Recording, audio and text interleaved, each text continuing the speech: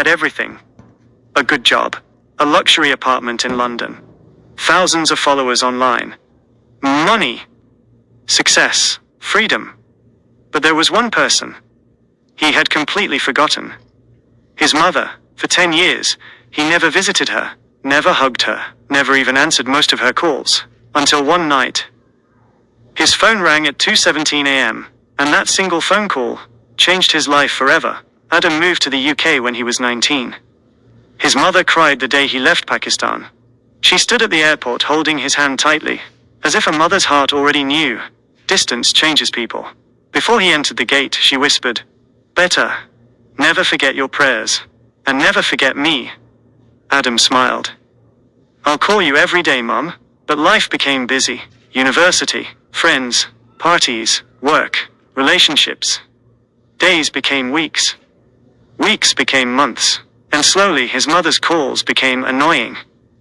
Sometimes she would call just to hear his voice. "Beta, did you eat?" And Adam would reply coldly, "Mom, please. I'm busy."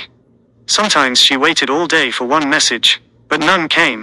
Still, every night after Tahajjud, she raised her weak hands and prayed for him. "Ya Allah, protect my son." Years passed. Adam became successful. A marketing company hired him in London. Expensive clothes, nice watches, fancy restaurants. From the outside, his life looked perfect. But inside, something felt empty. He stopped praying, stopped reading Quran, stopped remembering where he came from. Even when his mother got sick, he didn't visit. He sent money instead. As if money could replace love. One day, his sister texted him, "Mom misses you every single day." He read the message and ignored it. Again, because deep inside, he thought he still had time. That's the dangerous thing about life. We always think, there's more time. One cold winter night, Adam came home exhausted. He threw his keys on the table and lay down. Then suddenly, his phone rang. 2:17 a.m. It was his younger sister. For a moment, he almost ignored it, but something felt strange. He answered. And before he could speak, he heard crying. Heavy crying. Then his sister whispered, "Hi, Mom is gone." Silence. Adam froze. His heart dropped. No, what are you saying?" His sister cried harder. "She kept asking for you. Until her last breath." Adam couldn't breathe. The room suddenly felt smaller, cold, heavy. His mother was gone. And the last thing she wanted was to hear her son's voice. But he was too busy, too distracted, too late. Adam booked the first flight home. For 8 hours, he cried like a child. Not because he lost his mother, but because he realized he lost her years ago.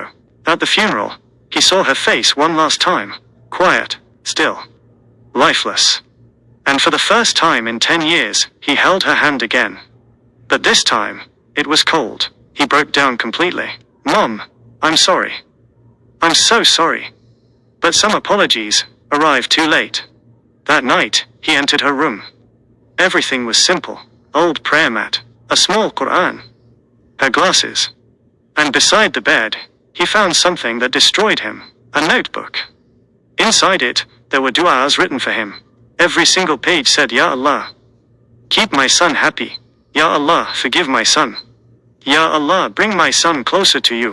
Even after being ignored for 10 years, she never stopped loving him. That is a mother. That night changed Adam forever. He started praying again, started visiting the masjid, started speaking about parents online. But no matter how much good he did, one pain never left him. He never heard his mother's voice again. Some people are alive today, but tomorrow is never promised. If your mother is still alive, call her, sit with her, hug her. Because one day, you'll wish for one more conversation. And trust me, regret is heavier than grief. The Prophet Muhammad said, "Paradise lies under the feet of mothers." Don't wait for a funeral to realize her value. Call your mother today, before it becomes impossible.